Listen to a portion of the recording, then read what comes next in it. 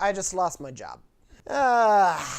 We have lots in savings, and I have my own equipment to be able to do freelance. It just sucks because last week my resume had been floating around and somebody in Arizona got a hold of it and said, hey, if you're interested in this job, I mean, we'll need you to move down in the next couple of weeks, but we'd like to have you fly in and interview. Alicia and I talked about it, we prayed about it, and just kind of decided that it didn't quite feel right. 2 days ago, I turned him down just to get let go the next day. I'm like, can't you have made this decision a day earlier?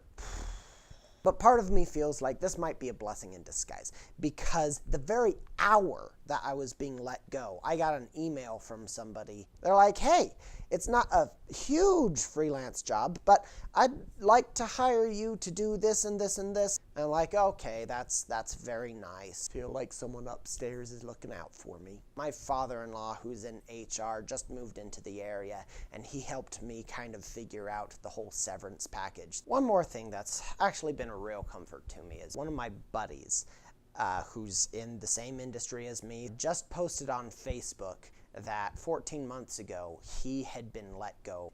He had been really devastated when it happened, really shocked, unsure, kind of scared. But he didn't know it at the time, but that was one of the best things that could have happened to him. He met his girlfriend, who he's in a pretty serious relationship with now, and he got a job at what he claims to be the best job that he has ever had.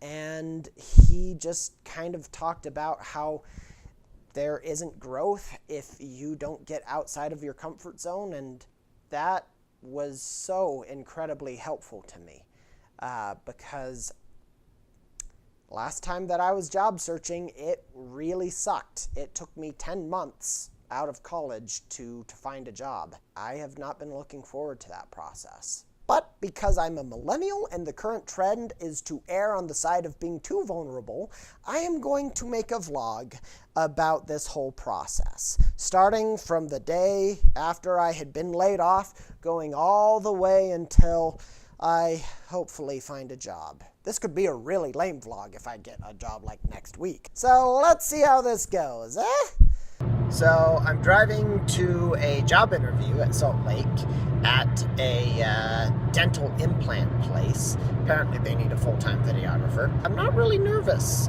I'm not really nervous because I've had so much freelance work and I've been able to make some good money doing Lyft that I don't feel so much pressure.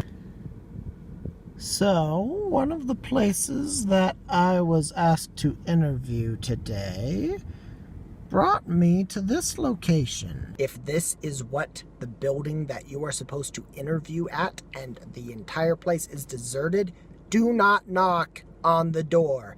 It's not worth it. Okay, so I was at the wrong place. This is the building that I'm supposed to interview in.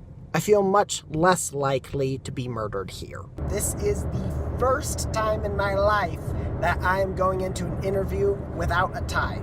The only reason why I'm doing that is I got the vibe from the website that this is a real outdoorsy kind of place. I know of a few people who have kind of worn like smart casual and gotten into jobs.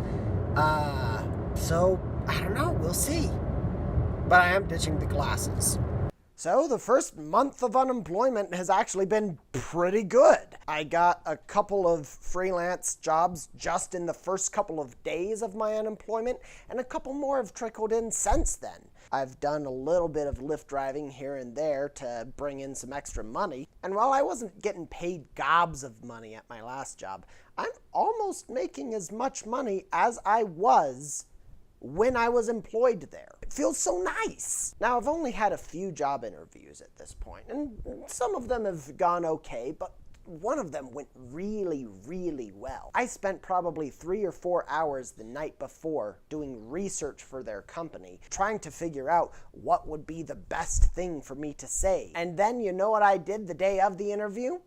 Nothing. Nothing that I didn't want to do. just hung out in the morning, called my sister. In the afternoon, I went out and I flew my drone. Just put me so much at ease. I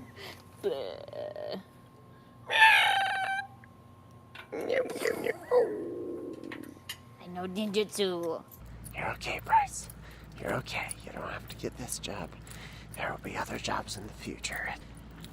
Part of the process. Okay, so I just had a good experience. I told myself by the time that I get at the top of this staircase here that I'm gonna feel a lot better. I told myself, okay, on each step you are going to tell yourself one positive thing about yourself or your life. Yeah, I had a lot of awkward moments as I paused on a step to try and think of something, and a lot of people walked past me thinking, what is this guy doing?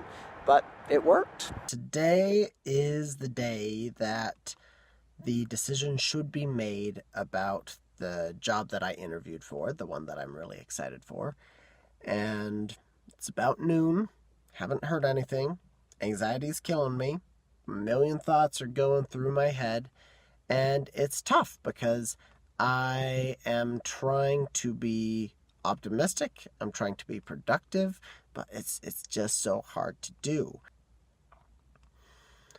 I feel like it's pointless for me to worry because I've done all that I can do at this point, and the decision is up to them. So really all I can do is pray and ask Heavenly Father to take care of everything for me, and then just enjoy my day. But that is so much harder to do rather than to say. The people are just not getting back to me by the time that they said they would. But I am in a much better place than I was last time that I was looking for a job. Last time that I was looking for a job, I was kind of in this mindset of, if I can just get a job, if I can just get through this part of life, then I can start enjoying life. And I realized that that's not the right way to do things. And I want to try to make sure that I am not slipping into that sort of mindset. So I'm going to try to find ways to, avoid doing that.